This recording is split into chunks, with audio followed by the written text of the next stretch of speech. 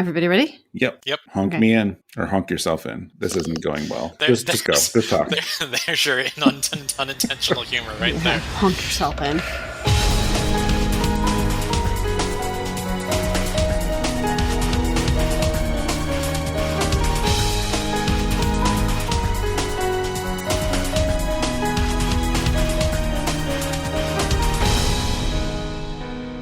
Hello and welcome to episode 79 of Rhythm Encounter, the RPG fan music podcast. Before we get going, I want to quickly mention that yes, we did take a week off of Rhythm Encounter earlier this month because at RPG Fan we have 3 podcasts and we wanted to quickly get out an episode of Random Encounter to talk about Elden Ring, and I think that was the right call. So if you don't listen to Random Encounter, I would recommend our Elden Ring episode and any other episode, but listen to our show first. So yes, that's the plan. We are back on track now, but we thought that was important to get out there and talk about. So hello, I am your host, Mike Salbato, as usual, and today we are talking about composer Kumi Tanioka. So maybe you know her as a composer or an arranger or a pianist, or maybe you don't know her at all. Although, considering her contributions to Final Fantasy XI and the Crystal Chronicles series, I'm guessing you probably heard her work anyway, even if you don't know her by name. So that's what we're talking about today, and we have a really interesting and diverse lineup of music. But it's not just me. Joining me today, I have 2 co-hosts. With me first is Hilary Andreff. Hello there. And Patrick Gann. Hey, everybody. Hello. How are you 2 doing today? Doing pretty well. Yeah. I have been looking forward to talking about Kumi Tanioka and her work for, I don't know, as long as since we first pitched this idea in our dusty back room, talking about, who's a composer worth talking about. I think the last time we did a composer-focused episode was, Yoko Shimomura? Yes, which I am embarrassed to say it was over a year ago, so I'm really glad we're doing this now. Kumi Tanioka is someone who her quantity of work isn't as storied as Nobuo Uematsu or Masayoshi Soken in recent years, but the quality of her work, both composer and arranger, and in both instances she does a lot of piano work. Wow. Once you've heard her style and you know what she's about, you kind of want to stick around and hear everything she's got to offer. That's true. I'm actually quick little sidebar here. This was not in my notes, but I'm glad you mentioned Soken, because I couldn't actually bring it on, but Kumi shows up in really interesting places looking at her discography, and I noticed the other day that her and Soken did an arrangement of the Luigi's Mansion theme for Mario Strikers, one of the Mario sports games, which I'm like, I had no idea these 2 worked together at all, let alone on something for Nintendo. Yeah, it's insane, the kind of weird pairings you find. And the fact that she's officially considered part of Yasunori Mitsuda's Millennial Fair because of the work she did on To Faraway Times, and also maybe the CHRONO orchestra set. She sort of finds her way into all kinds of different scenes and adds something magical whenever she shows up. And I think what we're going to offer today in the show kind of highlights that. Definitely. And I think that really fits, given the fact that she's, a talented composer, arranger, and performer. I think originally what she studied was performance, but then she shifted over to composition because she realized that's what she wanted to do. Yeah, I mean, not everyone hits all of those things, so that's exciting. All right, I think that was a good introduction. Then we should talk about some music. So our first block here is we have music from Hilary and Pat. So we're starting with you, Hilary. What do we have? I am bringing on Gustaberg, which is some neat environmental music from Final Fantasy XI. And then Pat is following that up with another Final Fantasy. Yes, the Piano Collections version of Monster Ronde. It's a piano duet. And it's interesting, I think that was part of the 20th anniversary HD remaster, because this Piano Collections otherwise sort of came out of nowhere. This album came out just last year, and the game's much older than that. Right. I guess it wasn't 20th anniversary, but long break. Long break, yeah. 17 or 18 years. It was something insane. Yeah. All right. Well, let's go listen to Gustaberg and Monster Ronde.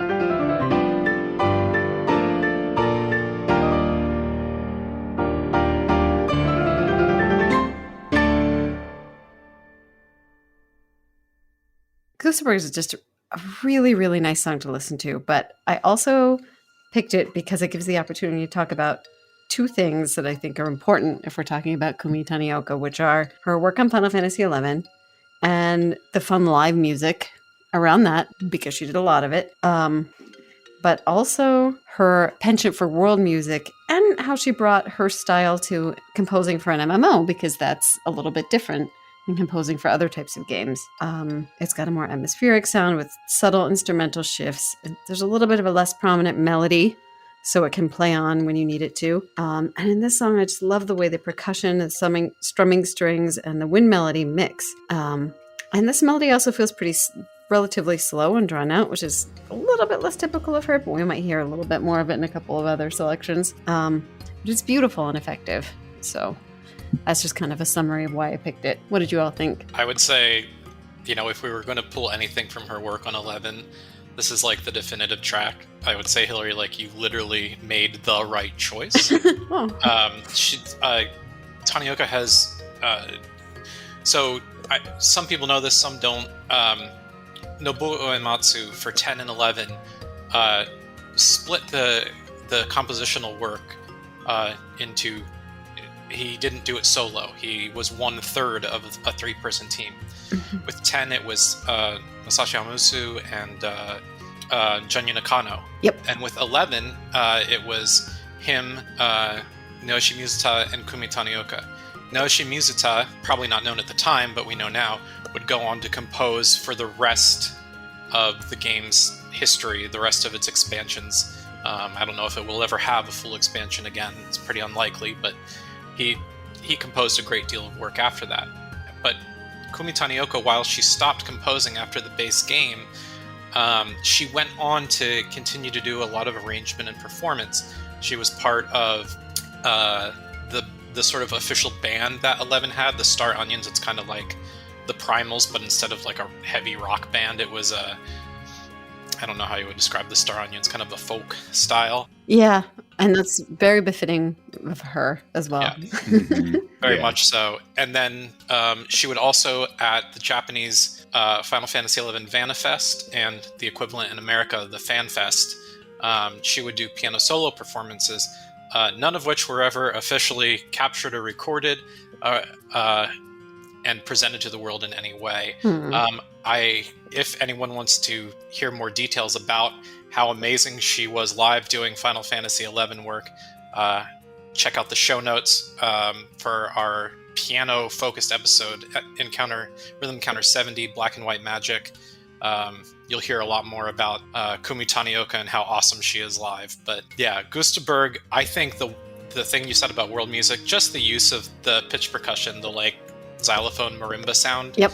Like that is the defining feature of that song. And as someone who played that game a ton, it's just really interesting that as the game expanded and there were new expansions and you'd go places, there was something so comfortable about going back to the base game, and especially Gustaberg, which is the sort of intro environmental zone where you could fight outside of the main town of Bastok, one of the 3 main towns at the start of the game. That music never got old. Every player that I knew, like you'd leave the music on mute, but if you went through Gustaberg, you usually turn your music back on because it's that good.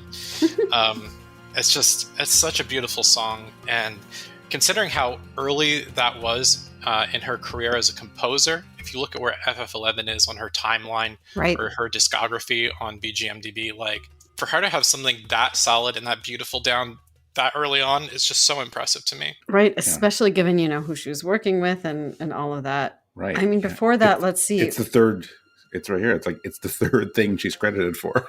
Yeah. That's impressive. Yeah, interestingly, some like sportsy fighting games and Dice to Chocobo, it looks like. And then, boom, 11. Yeah, it's just wild. It's a beautiful song, too. I could listen to Gustaberg on loop, probably falling asleep, to put on a 10-hour loop on YouTube or whatever. Oh, yeah, the YouTube 10-hour extended. It's beautiful, and it's really interesting that you picked what Pat would call the definitive one, since of the 3 of us, Pat is the one person that's played 11 here. So, you get a good sense there. Thanks. I mean, I heard it and I went, yep, yeah, this is beautiful, and it sounds like her. I'm going for it. I knew about the Star Onions too. I never really connected in my head that it was a similar kind of thing to what they've done with the Primals in 14. And now that I know that the two of them have worked together, can we start a petition to get Tanioka and Soken to do some like weird combined thing? A band Battle of the Bands. With Yeah, Star like Onions and folk rock music. They have to start. How do you combine the Star Onions and the Primals? The Primal Onions. Well, the thing I would really want, honestly, is I mean, we've seen, and we're going to talk more about how good Tanioka does with duets. I'd love for her to work with Keiko on the piano side of those Primal albums, where Keiko does the piano work arrangements. For 14. Yeah. So if it was like a duet with Keiko and Kumi Tanioka, now that would be fantastic. Yeah. All right, so starting the wish list of things we want Kumi Tanioka to do. I have a huge wish list that I send to Square Enix like every 2 weeks on Twitter. Let's make this album. Okay. 10% of what I ask for happens, and it has nothing to do with my asking for it, so it's good luck. Right. Yeah, but someone's asking for all those Saga albums, Pat.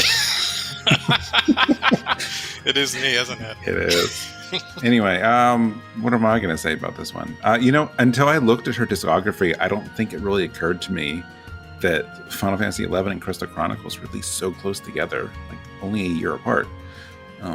Because I didn't play 11, so I know of her music a little bit in 11, but I'm definitely to me, like, I think of Crystal Chronicles first, and I think it's interesting that at least the very beginning of this song, like, there is some instrumentation that makes me think of Crystal Chronicles, but I know it's, other than that, I don't think they're really similar at all. I just thought it was kind of like, hey, this is a familiar sound, at least somewhat, and then it goes into something else that's more airy, I guess, which maybe works since it's a desert or an arid kind of region, right?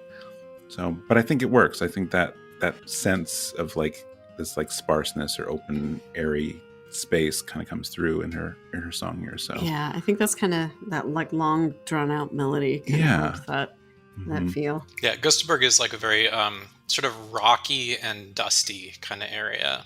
Okay. Like there's a lot of mines around it kind of deal.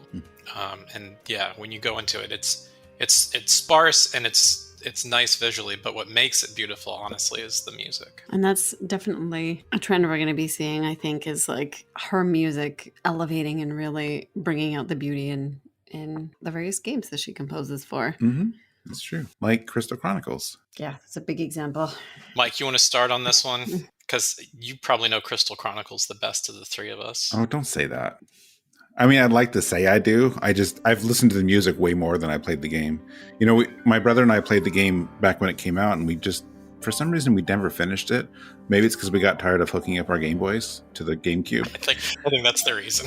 Probably is. I mean, it was like years and years later, we finally were like, you know what? We need to finish this. So I have finished it now, somewhere in like the, late 2000s. But I've listened to the soundtrack. I've been listening to the soundtrack almost since then, so for a very long time. And so for me, like, it's impossible to think about her and not think about the first game. And part of it is because of the many things besides, playing with my brother and doing that weird thing with all the Game Boys and hooking it up. Like, the music has really made a major impression on me, because at the time, I don't think I'd really heard anything exactly quite really like it. That's something, if I was written down in a review, that Hilary would edit out. We'd hope so. Yes. No, she would. She would catch that and be like, "You have too many words here, Mike." But yeah, like some of like the strange or unexpected instruments, especially. I was listening to it today just to find an example, but Village of Origin is one. So I'm not sure what the instrument is. Like, sometimes it almost sounds like I know it's not a kazoo. I don't think there's a kazoo, but just there's a few songs that it has a really interesting sound to it. But anyway, so you can't, I don't think you can go wrong with any of the original songs. And I would have brought that here, but you did this piano one, and I'm glad you did. Like you said earlier, like I'm sure the only reason this came out is because of the remastered version of the game. And I haven't played the remastered. I heard like some parts are good, some aren't, because the weird way they did multiplayer. But whether you like the remastered one or not, the fact is, if that didn't happen, I don't think we would have got this arrangement album. So I'm glad we did. And it's definitely an amazing and fascinating album because Tanioka includes a lot of piano in her music, but her concept for Crystal Chronicles was also kind of like a world folk medieval hybrid, just kind of like using some unique instruments to play some like medieval folky sounding music. So to go back and work on making that to strictly piano arrangements, even though that is her, primary instrument, was, if you read the liner notes, it's a really, really interesting process for her. Oh shoot, I didn't read those yet. Yeah. Yeah, and I give the shout out whenever I can. For the last 3 years now, Square Enix Music has been printing their liner notes in Japanese and English. Yes. So whenever there's composer or arranger interviews, it's all there. It's very import friendly. So this is just one of many albums where it's like, hey, I understand what's going on, and it really adds value. Yeah, I think it does. I do have a lot of appreciation for the album because I know how much work she did to kind of craft the sound of the original game, and it's an amazing original sound, honestly. Like, so many games kind of try to have some vaguely medieval sounding music, but like she really nailed it in a way that I think few other games have. Yeah. And then just going back and changing that so successfully as well. I don't know. Yeah. I can't say enough good things about it. All right, I got to read those notes now. Yeah, it's interesting because melodically, one would think with piano being her, her primary instrument, what she, trained in even classically. I'm almost certain that, when she was composing melodies for Crystal Chronicles, she was probably doing it on a piano or keyboard. But the OST, of course, and this is another thing, if anyone can get a hold of the Crystal Chronicles original soundtrack, in those liner notes, there's either a 2-page spread or it might be over 4 pages. It has pictures of every instrument used in the game. I think they're synthesized, but it's a synthesized equivalent of these instruments. Ooh. And what the instrument's name is, and a little bit about it. And I had been studying ethnomusicology in college at the time, and I was familiar with world music through the sort of Celtic and Eastern European and Middle Eastern stuff that you got from Xenogears and the arranged album Creed and Suikoden 2's Orasante arranged album, and then the Celtic and Asian collection albums that came after that.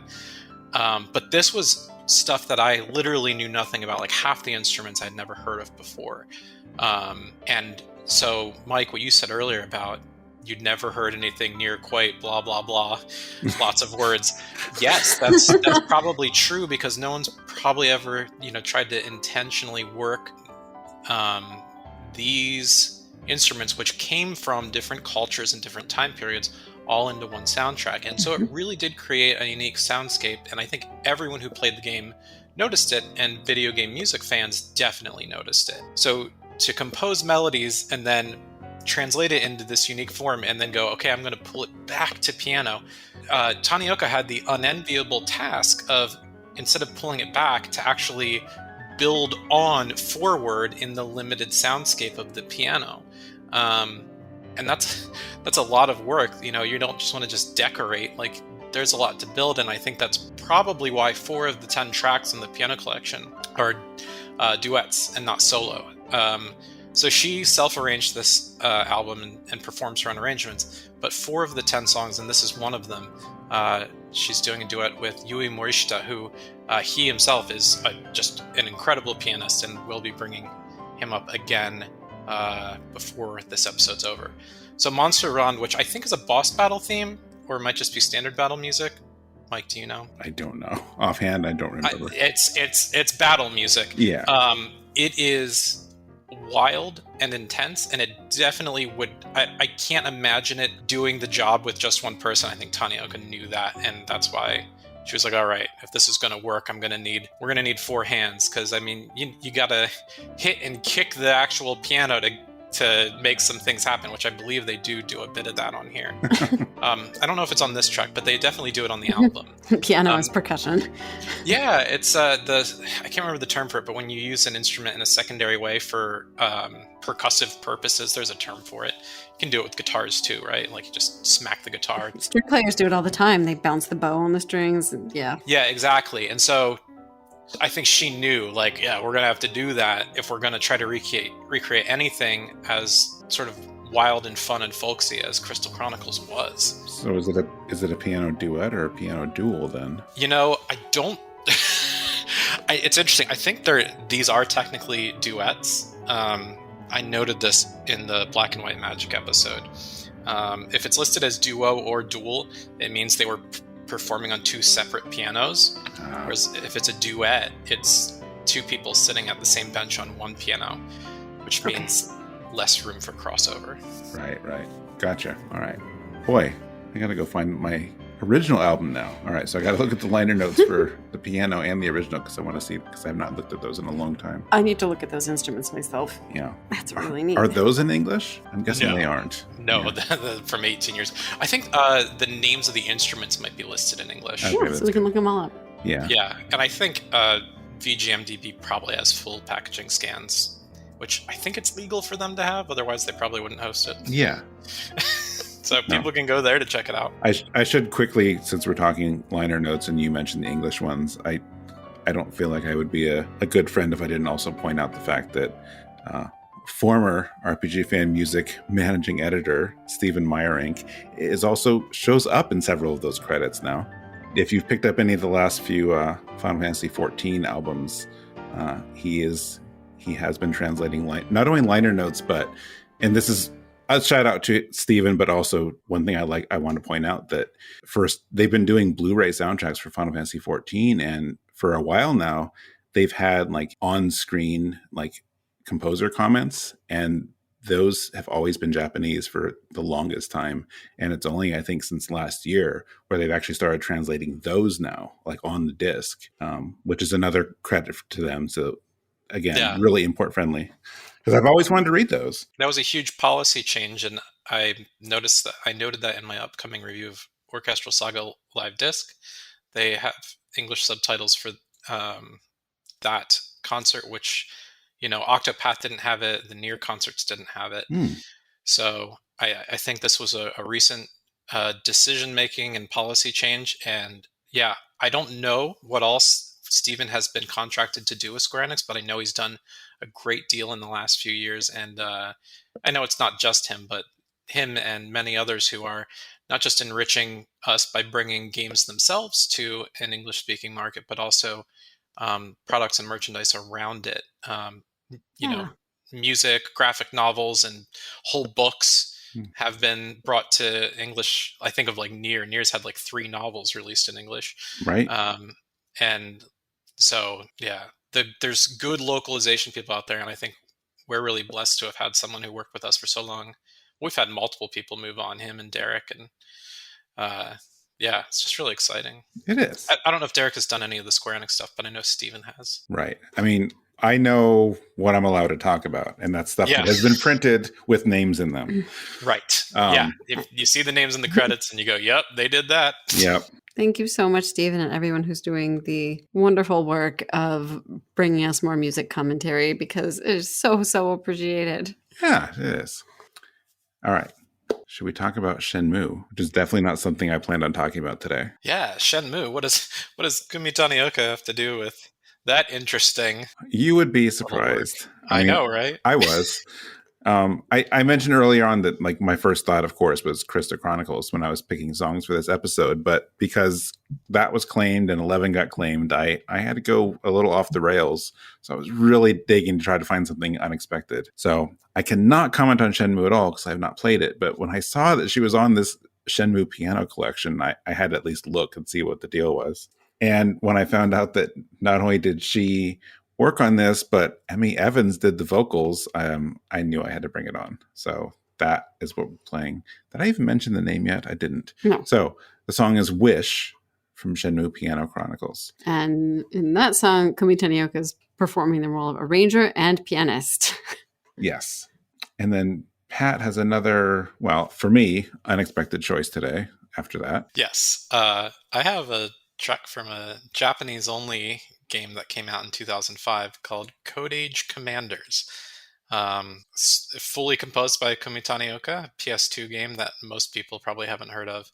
The track we're listening to is called Zaurak Terminal, with a black star at the end.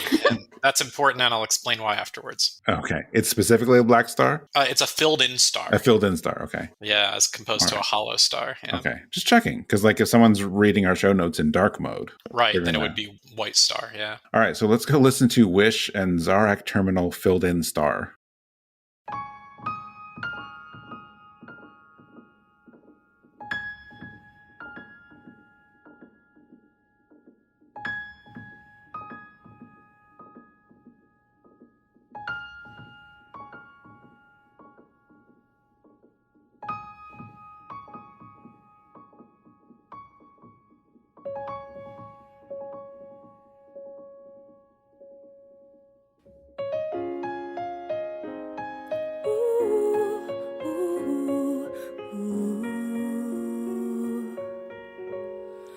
いつか見た夢のように頬を撫でて通り過ぎる海へつながる歩道を潮の香り運ぶよ愛しさが優しい嘘つかせる前に寂しさを今抱いてほしいのに I wish you will always be here with me いくつの夜を越えても込み上げる切なさが行くあてもないままで Don't leave me alone till morning still be see この胸は揺れてるけどまだ帰りたくない星が消えるまでもう少し巡る季節の中で流されそうになった時もきっとこの気持ちだけ甘い香り残すよ背中から聞いたことも泣きたくなった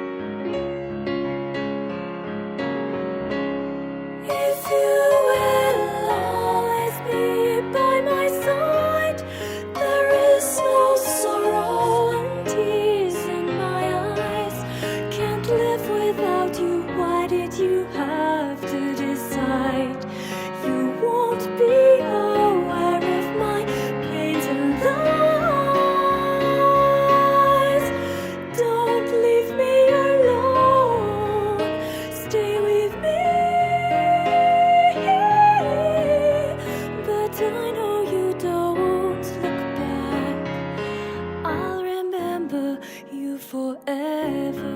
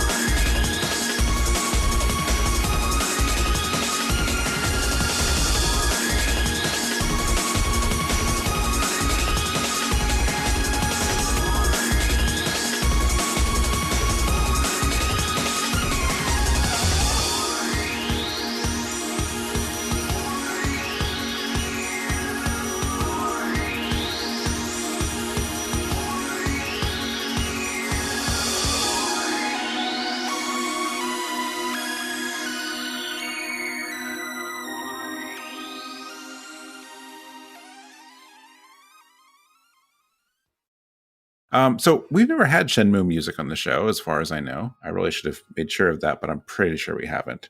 And if we had, it's been a very long time. I know I've never brought one on, but Now I want to do a Sega theme show so I can throw on one of my favorite Shenmue tracks. oh, why have we never done a Sega episode? That'd be interesting. It would. There's a lot of good Sega content musically that we could cover. That's true. It'd be a good throwback to our first 2 episodes of Rhythm Encounter, which were all Phantasy Star based. Nice. Good Wait, stuff. were they? Or Dreamcast? I don't know. I think it was both. I remember there being a lot of Phantasy Star. There's a lot of Sega early on. But this song, I was interested because it was something different and something I didn't know she worked on. And then, of course, once I saw that Emi Evans did vocals, I'm like, well, this was an easy choice. So I don't know much about Shenmue itself. My knowledge of Shenmue's story basically starts and ends with sailors and forklifts. The Mega 64 parody episode. I'll say this though, like, not that we're really here to talk about Emi Evans exactly, but she's part of the song, so I'm going to. This is not what I'm used to from her. It's almost, I don't want to say it's safe, or just, Hilary, you had a word for it the other day. Did you say it's more like a, do I want to say ballad? Did you say ballad? I mean, the type of song? Yeah. Like, it's not what I'm usually, the definitely. kind of song I usually hear her singing. Oh, definitely. But I like it. Like, it was surprising to hear her sing something so different from what I'm used to, especially from Nier. But I like, it's pretty. It has this like light feeling. Her vocals really complement the piano work. It's got a light feel, but it's not near ethereal light. No, it's just kind of like happy and wistful kind of. I assume is it a romance song? Is it just I have to imagine it's something like that. Some kind of relationship based song. But I don't know. I just think it's a beautiful song. Well, I mean, 90% of the music in Shenmue is just sort of either atmospheric or incidental and not necessarily themed around particular actions or things like romance. It's. I mean, if you've played Shenmue, you know what I'm talking about. And when I'm thinking of the song Wish, that might be related to the one girl that the main character is like crushing on during the game. But I thought it was an interesting choice from the OST to pull Wish into the piano collection. I think it was kind of a no-brainer, but even so, like, I think it was interesting the way Tanioka went for the arrangement, which is to say, I think she made her role equal to Emi's. Often when you're doing a vocal piece, piano is accompaniment, right? By definition. Supporting the voice, yeah. Right. You're there to help, add some structure to the vocal performance and make it a real song.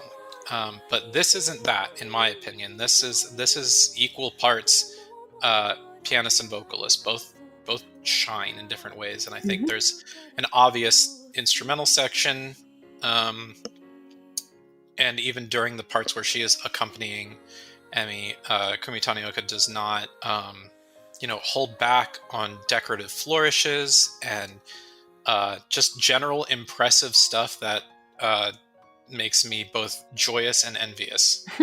Regarding Emi's vocals, outside of her work on Nier, she does do what I would consider, like, it feels like two different voices.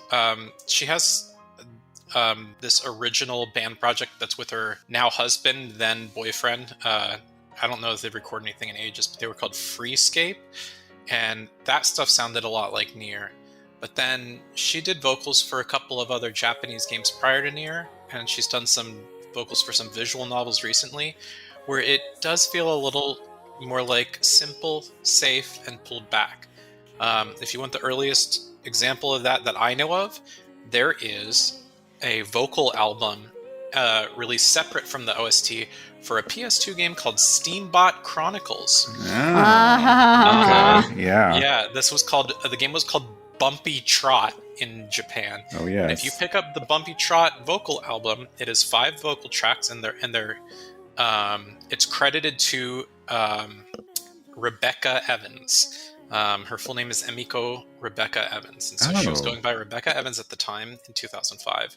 And you compare those vocals from Bumpy Trot to how Wish sounds here, and it's a very similar style where she's just sort of holding back, keeping it very dulcet. So that's just something that I've noticed in, like, having followed her career pretty closely. All right, guess we got to bring a Bumpy Trot song on a future episode. Is that what it'll take to get Marcos back? I feel like if we say we're doing a Bumpy Trot episode, Marcos will just show up. Yeah. No. Oh wait, hold on. Someone's at the door. Did someone say? Oh, yeah. I think what you mentioned about this arrangement in the song being pretty equal parts piano and vocals, I think that's really important because it definitely musically has a lot of the trappings of, like, kind of a cheesy romance ballad, but I think the equal parts piano and vocals really helps to keep it from seeming like too overwrought or too overdone or overdramatic, and it just sounds pretty, and dulcet is a good word. I don't know. It is I enjoyed it a lot. It's a word that bears repeating, especially for a song like this. Mm-hmm. So who wants to talk about something that sounds completely different than that? Speaking of Phantasy Star. Yeah, like my main thing on this one is that it sounds completely different from anything I've heard from her. This is really interesting because this was probably her next. Actually, was Crystal Chronicles before or after FF11? I think it was right after. Right. So she does Crystal Chronicles, which is like this very organic, ethnic world music kind of thing, and then her next follow-up, another soundtrack where she composed the whole thing on her own, was this 2-disc soundtrack for a PS2 game that has fallen to obscurity called Code Age Commanders. In this game, if you pull up trailers or gameplay footage of it, you'll see it feels a little bit like Dot Hack or Kingdom Hearts, but like in a bad way.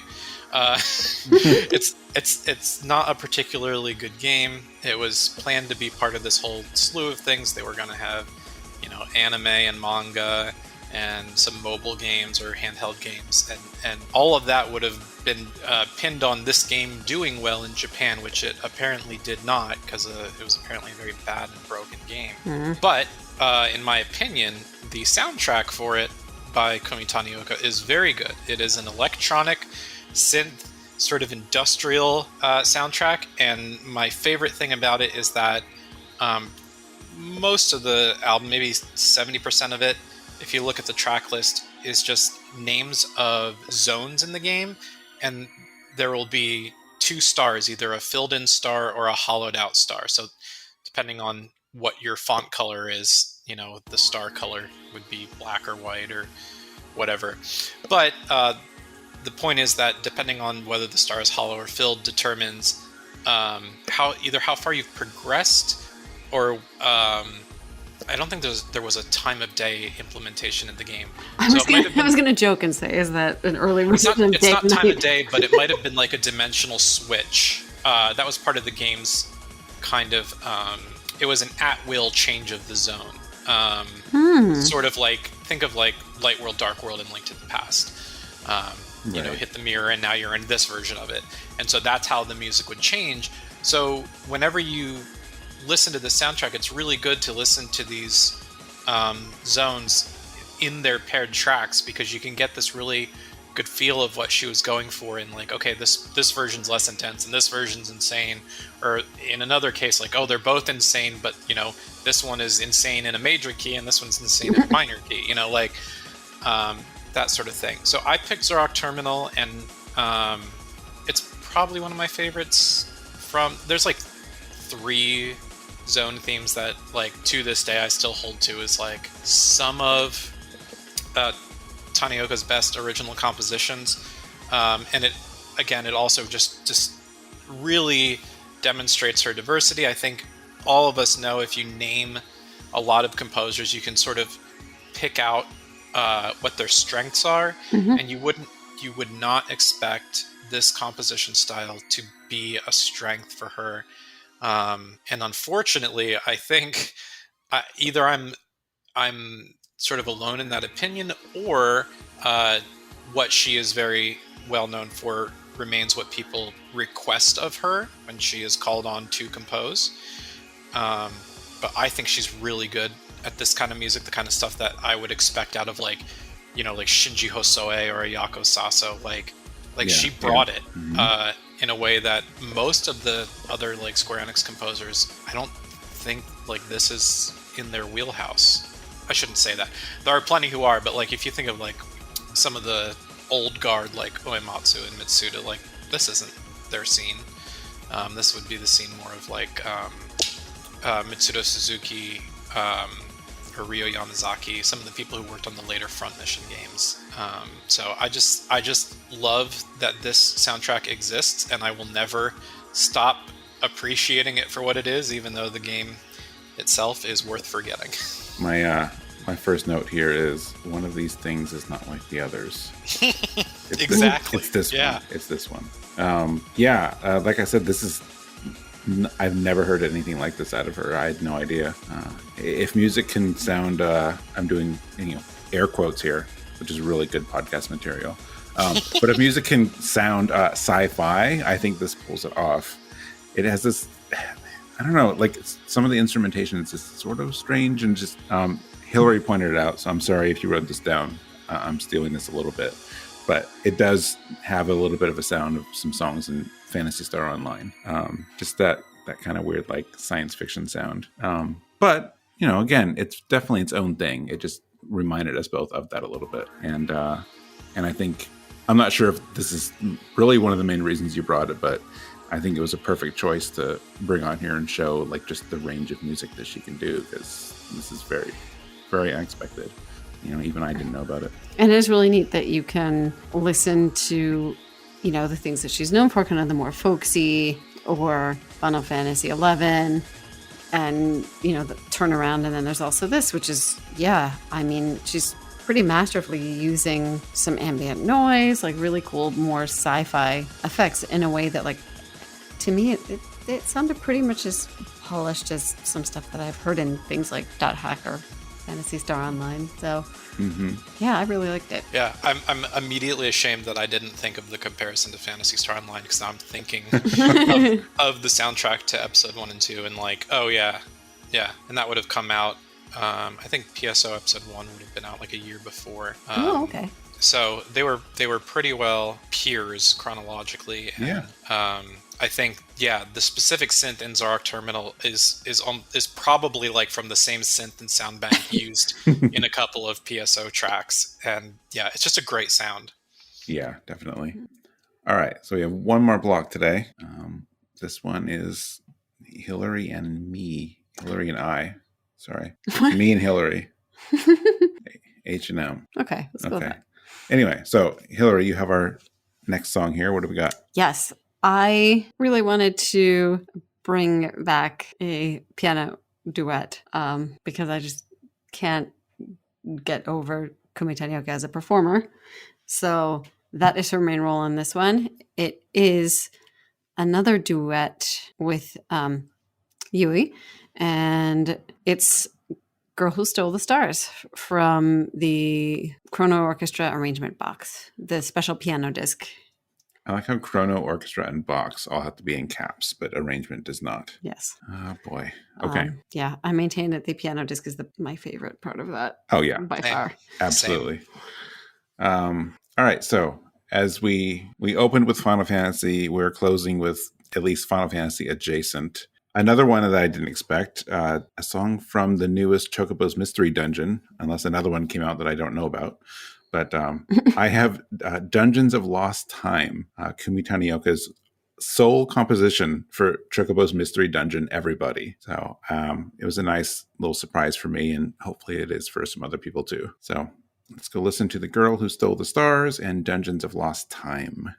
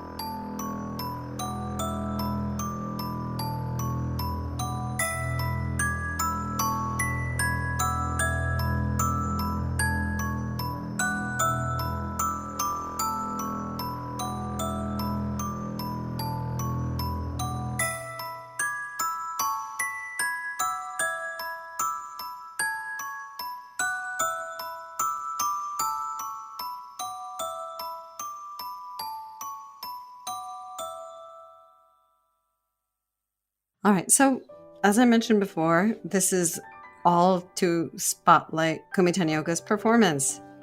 This is a very well-loved song. It has a very specific mood that's tricky to capture with a single instrument. And this arrangement, especially the performance, captures it really nicely. It's kind of like a broody background with like a wistful, kind of bright at times melody. And there's just so much about this version that I love. I know we call it a trill on a string instrument, but probably a different name on a piano, but the kind of rolling notes that go back and forth, the melodic phrasing. And one thing I think they really captured in this arrangement that I want to mention is like the shifting dynamics. This is kind of like a subtle song in that respect. In order to make it sound kind of capture that right mood, there are some kind of times when it like gets louder, gets softer, but it's kind of subtle. And I think it's really cool the way they nailed this as a duo. It's just really well balanced. And I also really like the cute Chrono Trigger call out right before the 3-minute mark. Yeah, you know, until you pointed that out, I never caught that before in this song. What is the call out? Is it the Chrono Trigger main theme? It's it depends on how you spell it. If you're like me, typing into your music app about half an hour ago, it's Shella's theme. Right. Yes. But if you use the right vowels, it's something else.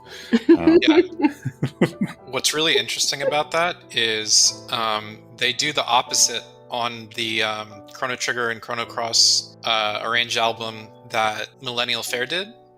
The album's called To Faraway Times, and they did Shala's theme. And in fact, I think on that track, it's Laura Shigihara's doing the vocals, which is like, that's so cool that she was on an official Square Enix album. Yeah. Yay. Like, how cool is that?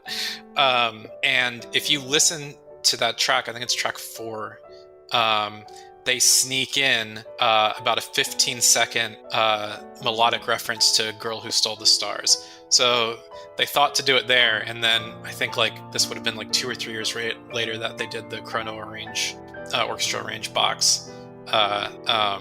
They switched it back. Yui Morishita, the arranger on this, was like, oh, we should fit the other melody back in, and if you know what's going on in Chrono Trigger and Chrono Cross, you know exactly why you would do that. And it's neat to see that connection reflected musically. And I think actually they do something similar somewhere else in this box arrangement too. I think there's a mix of Quarters of Time and Sala's theme, right? In one of the other tracks on one of the non-piano discs. Yeah, I think on the Chrono Trigger orchestral album, they do some very good layering. Yeah.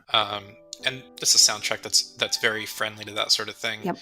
Like, I hate to say this, but real quick, Square Enix Acoustic Arrangements does a Magus Battle theme, and they sneak Frog's theme into it. Oh. Like, very, like, just for like 2 measures at a time, at 3 different points. Like, you just feel Frog fighting back against him. It's so smart. I bet when Mitsuda already probably blew his brain. He was like, whoa! So smart. So smart. Shoot. Okay. That sounds I need amazing. that album. I don't have that one yet. It's a good album. Yeah. Definitely. Anyway, can I real quick talk about why I love this track? Nope. Darn it. Yes, please go ahead. It's not a quick conversation. There's so much to love. Yeah. Yeah. Girl Who Stole the Stars is... Yeah, it's in like the top 5 most like emotionally evocative songs ever, as far as game music goes. Like, but part of what makes it so good is the instrumentation, which you have in the OST, you have in like the reference into Faraway Times, you have it in the full orchestra. But like to pull it off with just one instrument, just the piano, is extremely difficult. And I was worried when I saw this in the track list, like before the album had come out, and I was waiting for it in the mail and all of that. I'm just like, oh, like this is my favorite song, but how do you do it justice on just a piano? Like, you really need like some sort of like Celtic tin whistle or Julian pipes or something. Like, how are you going to do this? Or like a violin at least, right? And what you talked about with the trills for sustaining a note but adding tension. Yes, that was one of the keys to making it work. And I think the other key was you needed 2 people. You couldn't. This is another, just like with Monster On, which again, the same 2 people. This time, Yui Morishita is doing the arrangement, but it's Kumi and Yui together performing. And Monster Ronde, of course, is a very upbeat, fast-tempo track, and Girl Who Stole the Stars is like sort of the opposite in terms of mood, feel, and tempo. But this isn't as subdued as I was worried it will be. You kind of need, you talked about Hilary, you talked about like the importance of the dynamic shift from soft to loud. That's what I was afraid of when I saw that this was going to be on this disc, was like, well, it's a soft song, but you're going to be too soft. You're not going to be able to sell what makes this melody so good. Right, or it's going to be jarring because piano can go from very soft to very loud. Yeah, the piano forte, that's its deal. But they strike a very impressive balance. And I ended up liking it a great deal. It may not be my favorite of the 4 tracks on that disc, but yeah, it is still very, very good. And I love that I now get to associate Kumi Tanioka with Chrono Cross. Yeah, she's sneaking in there too. Yeah. That whole box. I need to listen to it again more. I don't know if I gave it a fair chance the first time around, because I think the whole thing is just a beautiful collection of music, like musically and physically, because it's one of my favorite boxes on the shelf. And I know I've said this before at some point on this show, I'm sure, that I like it. I like all the arrangements. I enjoy listening to them.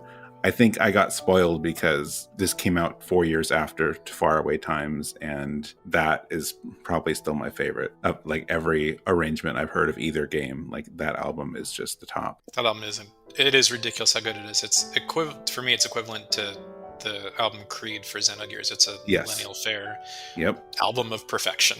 It is. So like, it's not really fair to compare this, but this came out after, so of course I'm going to compare it to what I heard before. Right. So like the first 2 discs are great arrangements. I need to separate them and not compare them, just listen to them on their own merits. However, the 3rd disc, the piano disc that this is from, that you can only get on the physical edition, as far as I know. I don't think there's a digital or any other way to get it anymore. You can't get it digitally, and because it was the bonus disc, you could buy the orchestral album separately, but you couldn't buy this separately, which is almost mean, because it's I think we all agree it's the best part of the whole box set. It is. It's fantastic. It's so good. I'm the only thing I could say bad about it is that it's only 4 tracks. Yeah, I would love a full 40 minutes of that. Yeah. But if they're only going to pick 4 though, like those are 4 solid songs to pick, because every one of those like land in like my top 3 songs in each of the Chrono games. So I can't complain about the choices. And then of course this is one of them. I don't know if I have much. Most of my notes are about just gushing about the album and this disc in general, not as much the track, but you guys covered the track itself. So. Yeah, Hilary explained what makes it work. Oh, thank you. Yeah, functionally, just go back and listen to it, dear listener, and then you'll be like, oh yeah, Hilary understands the workings of this very well, and trill is the right term for piano as well. Yeah. Oh, it is. Okay. Yeah. I mean, Hilary understanding the workings of music in general. Oh my gosh! It's a good general statement. Stop. Why do you think I'm very much inclined to agree. Yeah. Why do you think I always want you on this show? Oh, thank you. Both of you. Yes. Aw, thanks, Mike. On that note, during our little break here, Pat corrected me on, added more context. Added info. Yeah. Added info. So this last song from Chocobo's Mystery Dungeon, Everybody, this makes a little more sense that Kumi Tanioka didn't technically compose this for everybody. She actually composed it for a Chocobo's Mystery Dungeon game on the Wii from, I already forgot the year. 2007. Thank you, 2007. It came out later in America under the title, I think it was it Final Fantasy Fables : Chocobo's Dungeon? Yes, Final Fantasy Fables. So I missed that one when it came out. I still have it somewhere. Oh, do we? I think I do. It's a good game. So technically she composed it for that, and it was rearranged for everybody. But either way, it's still her song, so it still counts for this episode. Yep. Plus, I don't have notes written down for the other one. Okay. So, but there's, I'm sure we all know, but there's been a lot of renditions of the Chocobo song. I mean, there's whole albums of Chocobo music. So, and I have heard, I won't claim to have heard all of them, but I've heard a lot of them. I've heard that Chocobo album. It's a good album. It is. It's a lot of fun. It's neat hearing them all together. I also would recommend, if you can check it out, this is unrelated, and I didn't plan on mentioning this, but the arrangement of Techno de Chocobo on Final Fantasy VI Pixel Remaster, very fun. It's from, I can't put my finger on it, so maybe I'll talk about it in our next Rhythm Encounter, but they pulled in some stuff from one of the arrangements of that song, which was unexpected. Anyway, so even with all the Chocobo music I have heard, different arrangements, there's always something new apparently, and here it is. I really like how the original melody, the Chocobo melody, like bookends this song.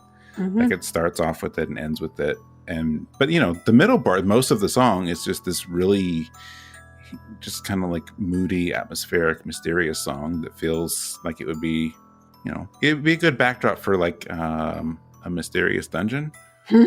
Yeah. And then when you get towards the end, like when the Chocobo melody comes back in, and Hilary, you pointed out like the bass, this really deep but kind of quiet bass going at the end there.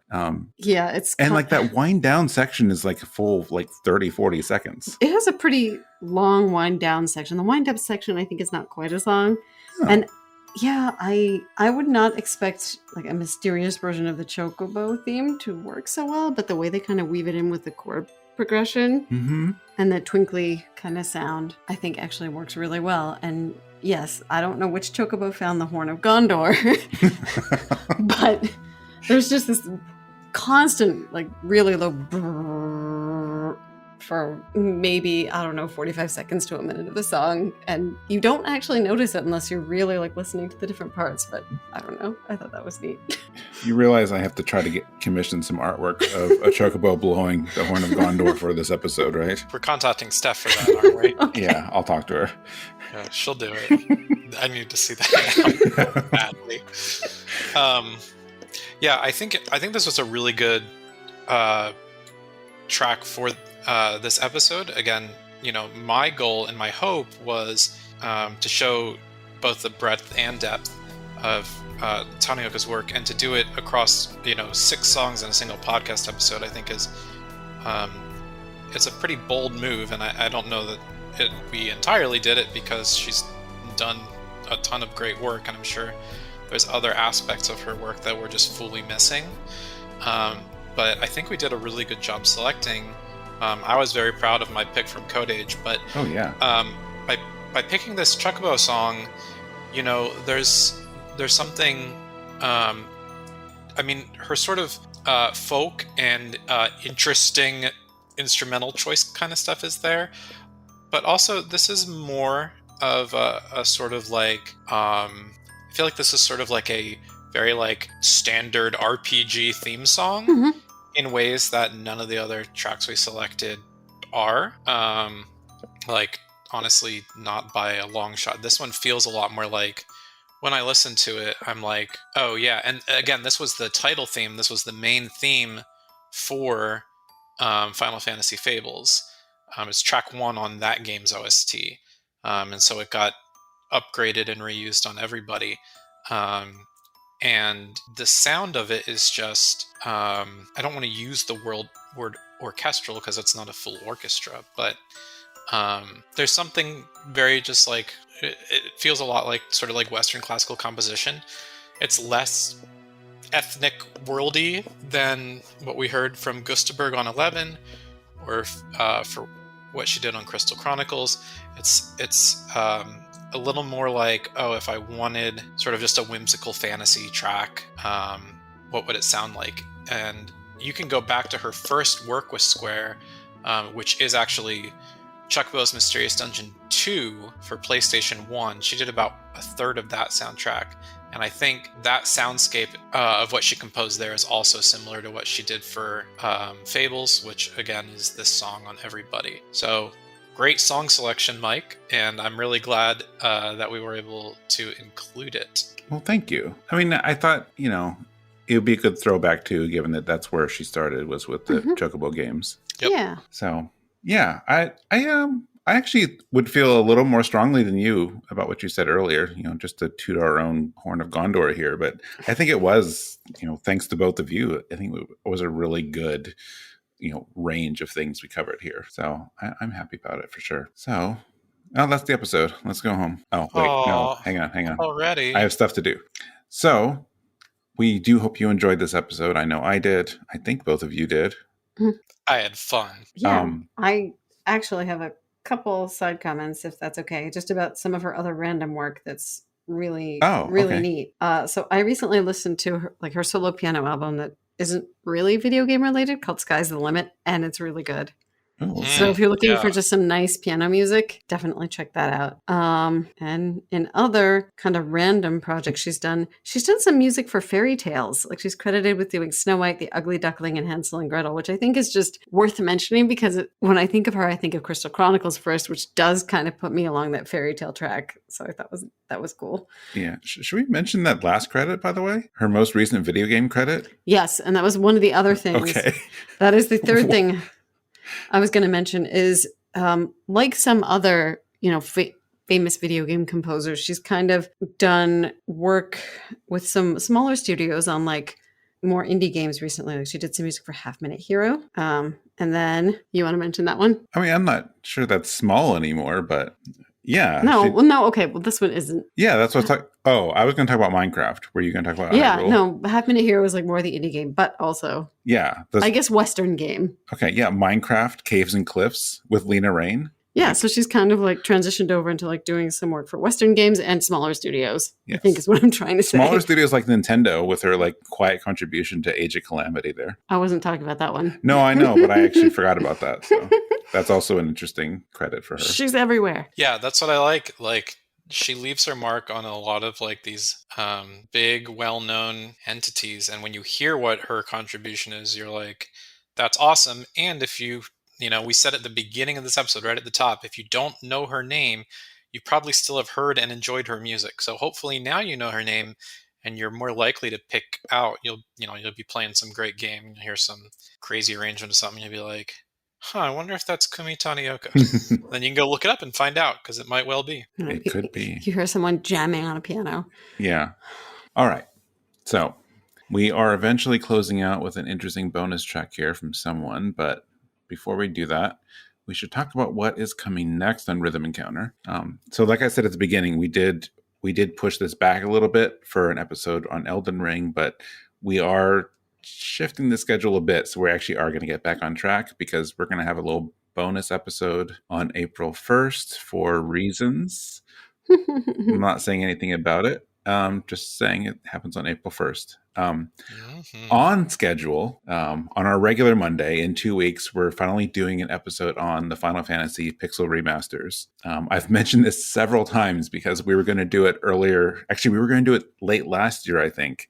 And then been waiting on 6. We were waiting on 6. And then I was so sure 6 was coming out. I know in one of the episodes, I was like, we're definitely not going to push this back. And it was like hours after we recorded where they said, hey, that's coming out in February now.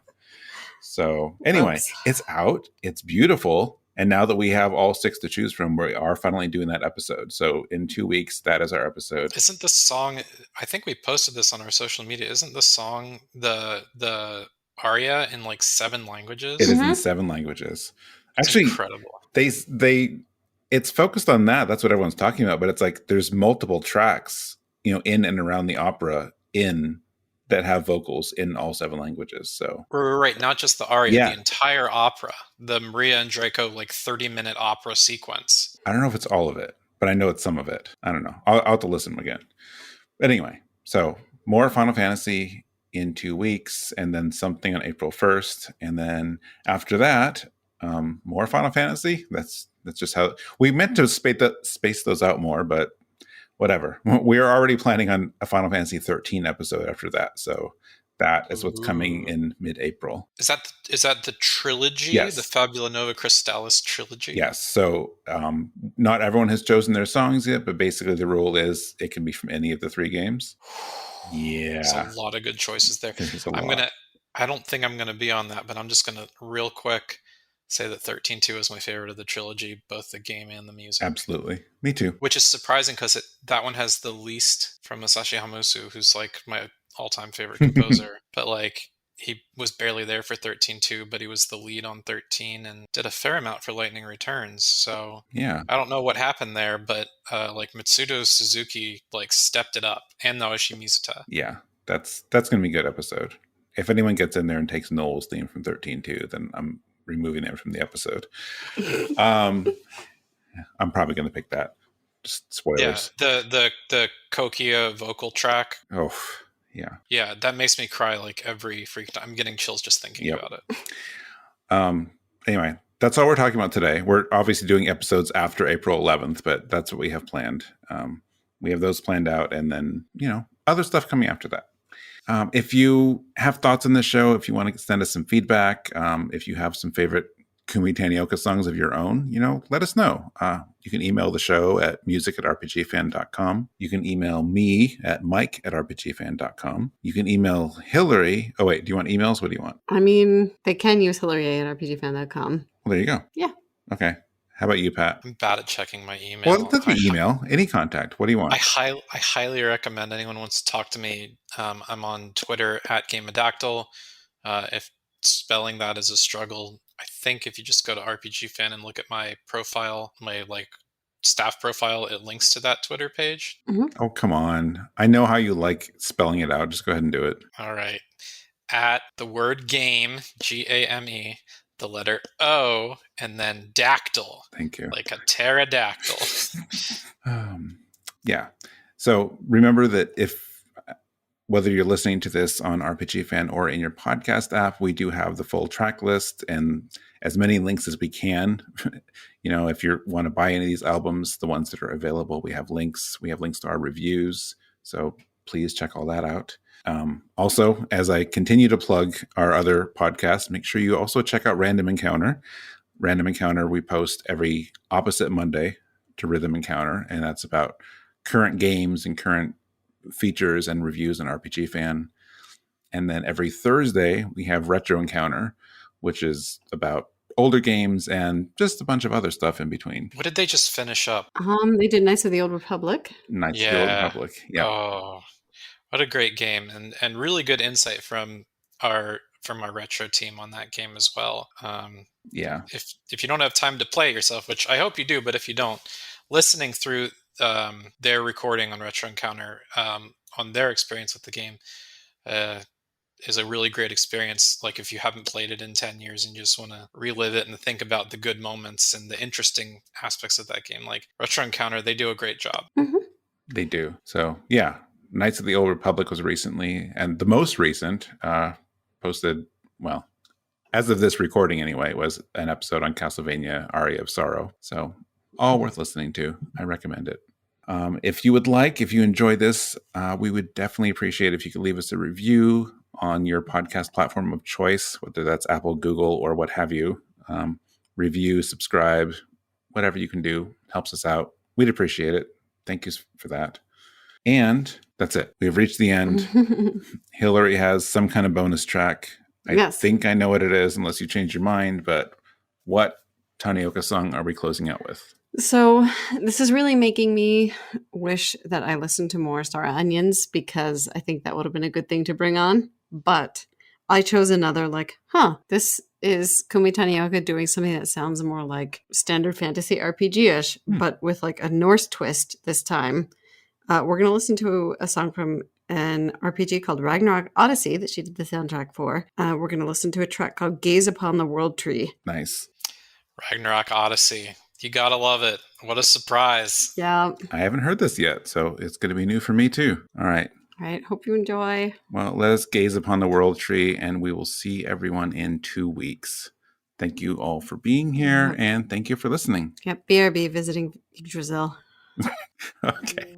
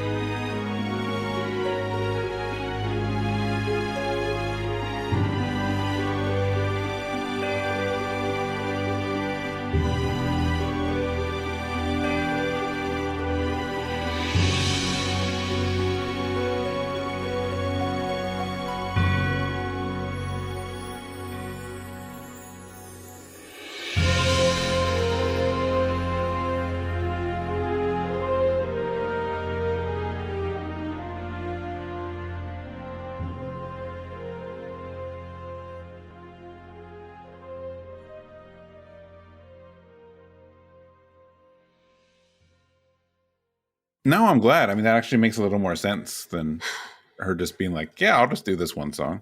Yeah. Usually when they're near the end of an OST, that's sort of like a tip-off. Yeah. That like, oh, these are the tracks we pulled from the previous games. Still have much to learn. I wish we'd had more time to do that. So What? thank you. Well, it's not that we didn't have time. I didn't think to look. So Yeah, I didn't think to look till now either. It's cool. yeah, Okay. it's okay. Okay. I won't kick myself unnecessarily. Kick yourself. Oh, It was my song. yeah. Don't you worry about a thing. All now, on Hilary. me. Yeah, Mike sucks. Wait. Not that either. Wow. I love you, Mike. Thank you. I love you too. Yay.